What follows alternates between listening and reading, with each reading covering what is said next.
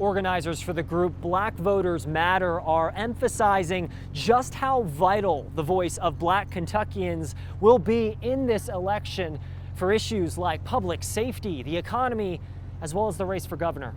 Medium. Simply handing out shirts. There you go, then. And striking up conversations, urging young college students to vote. Because I feel like as the Black community, we don't realize that we're actually bigger than what we think we are. They're the efforts being made before a high-stakes election, the governor's seat on the ballot. Do you think that effort will dictate who's in the governor's seat? This year? Absolutely.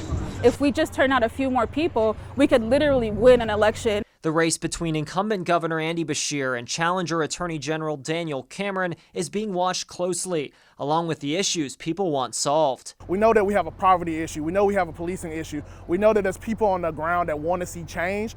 As history has kind of predicted, the way Kentucky goes in their governor's race, so does the presidential next year. So we know that Black voters matter across this state is crucial. Dean Charles Anthony II and other voting rights advocates are on U of L's campus Wednesday, engaging with some of Louisville's youngest voters, making sure they show up to the polls next month. Political parties often really focus on Louisville and Lexington when talking about Black voters. They talk about us as pawns to turn out, and they don't really try to understand what is important to us. So folks like Celine Mutuye Maria with the Black Leadership Action Coalition of Kentucky have traveled across the state to see what truly matters to Black Kentuckians. I understand that there's been a lot of economic growth across the state, but is that actually translating into people being able to access these jobs and not face barriers to these jobs?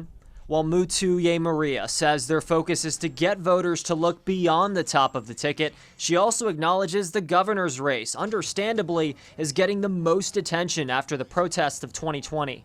Daniel Cameron failed to get justice for Breonna Taylor, and that is just one example of the many ways that he does not speak for our community or try to work for justice for Black communities. In a statement, a spokesperson for the Cameron campaign telling me, quote, "Kentuckians know Attorney General Cameron's obligation is to follow the law, no matter what."